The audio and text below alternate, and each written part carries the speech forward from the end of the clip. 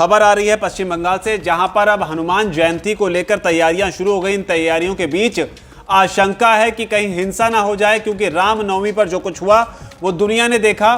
बंगाल और बिहार में खास तौर पर जबरदस्त तरीके से हिंसा देखने को मिली और इसी हिंसा के बीच कलकत्ता हाईकोर्ट में सुनवाई हुई और कलकत्ता हाईकोर्ट ने बंगाल सरकार को, ममता बनर्जी को कड़ी हिदायतें दी हैं। हालांकि इस बीच आपको बता दें कि बीजेपी रामनवमी पर हुई हिंसा को लेकर मार्च निकाल रही है। बीजेपी के नेता हैं लॉकेट चैटर्जी, उन्होंने मार्च निकालते हुए पुलिस पर एक तरफा कार्रवाई करने का आरोप लगाया। लेकिन इस बीच बंगाल में जो कलकत्ता हाईकोर्ट है उसने क्या हिदायतें दी है ममता बनर्जी और किस तरीके से कहा है कि अगर जरूरत पड़े तो केंद्र सरकार की मदद ली जाए, क्या कुछ कहा है, पूरी खबर आपको बताते हैं। दरअसल पश्चिम बंगाल में रामनवमी पर शोभा यात्रा के दौरान जो हिंसा हुई उसके बाद में ममता बनर्जी की जो सरकार है वो लगातार सवालों के घेरे में है और इसी बीच कलकत्ता हाईकोर्ट ने हनुमान जयंती के संबंध में ममता बनर्जी सरकार को सख्त निर्देश दिए हैं। हाईकोर्ट ने कहा है कि अगर बंगाल पुलिस हालात नहीं संभाल पा रही है तो केंद्रीय बलों को तैनात किया जाए। तो यह बड़ी बात कही है, केंद्रीय बलों को तैनात किया जाए, जरूरत पड़े तो इसके लिए केंद्र सरकार से भी बात की जाए। इसके साथ ही अदालत ने यह भी कहा है कि इस बात का ध्यान रखा जाए कि जिस इलाके में धारा 144 लगी है वहां से होकर कोई भी जुलूस ना निकले। तो ये बड़ी बात कही है, दो बातें कही है यहां पर। इसके अलावा यह भी कहा है कि रामनवमी पर हावड़ा के बाद हुगली में भी हिंसा हुई थी। इस मामले पर भी कलकत्ता हाईकोर्ट ने ममता सरकार से रिपोर्ट मांगी है।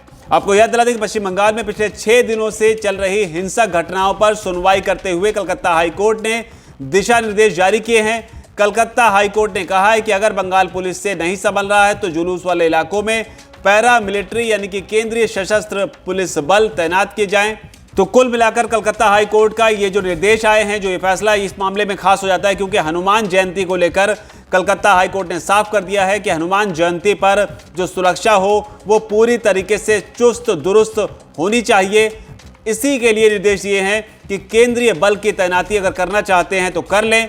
इसके अलावा धारा 144 को लेकर कहा गया है कि जहां पर भी लगी हुई है वहां पर किसी भी सूरत में शोभा यात्रा को ना निकाला जाए। तो ममता सरकार को निर्देश देते हुए कलकत्ता हाईकोर्ट ने यह बड़ी बात कही है।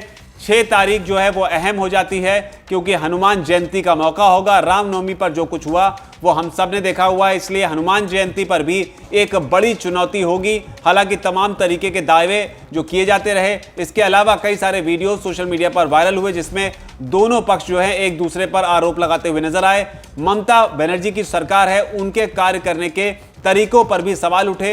हालांकि बिहार की राजनीति में भी ये मुद्दा जो है खूब जमकर गूंजा, जिसमें बीजेपी पर आरोप लगाया गया कि जहां पर उनकी सरकार आने की संभावना कम है, जहां उन्हें लगता है कि वो चुनाव नहीं जीत सकते, वहां पर इस तरह की रणनीति को वो अपनाते हैं। जबकि ममता सरकार पर यह आरोप लगते हैं कि वो तुष्टीकरण की राजनीति करते हुए मुसलमानों का समर्थन करती हैं, एक तरफा समर्थन करती हैं, जिससे माहौल जो है वो बिगड़ता है। तो इस तरह के आरोपों के बीच कलकत्ता हाईकोर्ट ने साफ कर दिया है कि हनुमान जयंती पर किसी भी तरीके की चूक नहीं होनी चाहिए, चाहे जरूरत पड़े तो आप केंद्रीय बलों को बुलाइए।